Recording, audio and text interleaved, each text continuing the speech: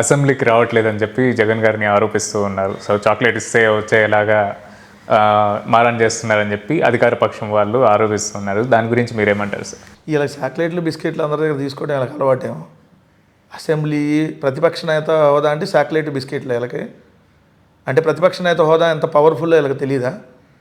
అంటే అందుకని భయపడుతున్నారని కదా దానికి అర్థం.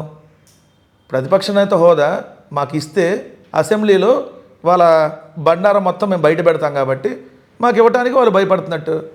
ఎందుకంటే అసెంబ్లీలో ఉంది 4 పార్టీలు, 3 పార్టీలు ఒక వన్ సైడ్ ఉన్నాయి, 164 మంది, 11 మందితో మేము ఒక్కళ్ళు వీళ్ళ పక్కన ఉన్నాం.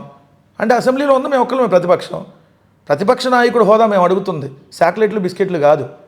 ప్రతిపక్ష నాయకుడు హోదాకి ఇచ్చే ఫెసిలిటీస్ అన్నీ మేము అడగట్లా.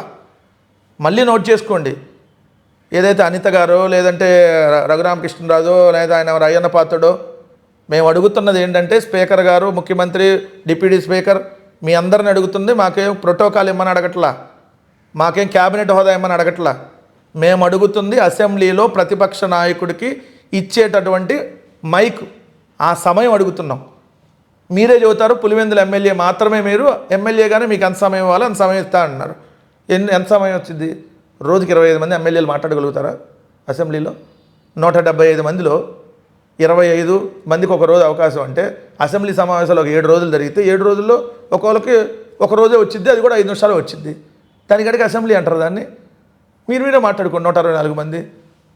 అయినా అసెంబ్లీ రూల్స్, వీళ్ళు చాక్లెట్లు ఇవన్నీ మాట్లాడుతున్నప్పుడు మరి 23 మంది శాసనసభ్యులను తీసుకొని అదే అసెంబ్లీలో కండవా మార్చుకొని 4 మంత్రి పదవులు ఇచ్చి అసెంబ్లీని అపవిత్రం చేసిన మీరు అసెంబ్లీకి రావట్లేదంటే ఎట్లా? చంద్రబాబు నాయుడు ఎందుకు రాలా 2.5 సంవత్సరాలు? మీ ఎమ్మెల్యేలు వచ్చి కాగితాలు ఇసిరేసి స్పీకర్ చైర్ దగ్గర గొడవ చేసి రోజు వెళ్ళిపోయేవాళ్ళు కదా.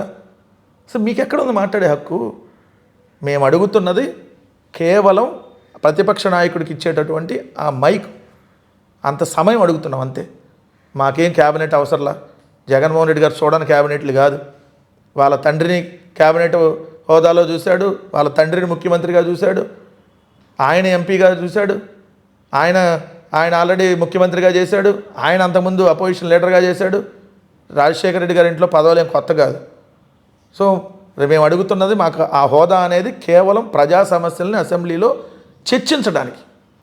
సో మేము చాక్లెట్లు అడగట్లా, మేము బిస్కెట్లు అడగట్లా, రైతులకు యూరియా ఎందుకు ఇవ్వరని అడగటం కోసం మైక్ అడుగుతున్నాం. అసెంబ్లీలో మాట్లాడదామని బయటెట్టు మాట్లాడతాం, అసెంబ్లీలో మీకు తెలియాలి కదా, అందుకని అడుగుతున్నాం. రైతుకి గిట్టుబాటు ధర ఎందుకు ఇవ్వరు అని చెప్పి అడగటానికి మైక్ అడుగుతున్నాం అసెంబ్లీలో. మేము చాక్లెట్లు బిస్కెట్లు అడగట్లా. చాక్లెట్లు బిస్కెట్లు మీరు తినండి, హైదరాబాద్లో కూర్చొని తింటారు, విశాఖపట్నంలో కూర్చొని తింటారు.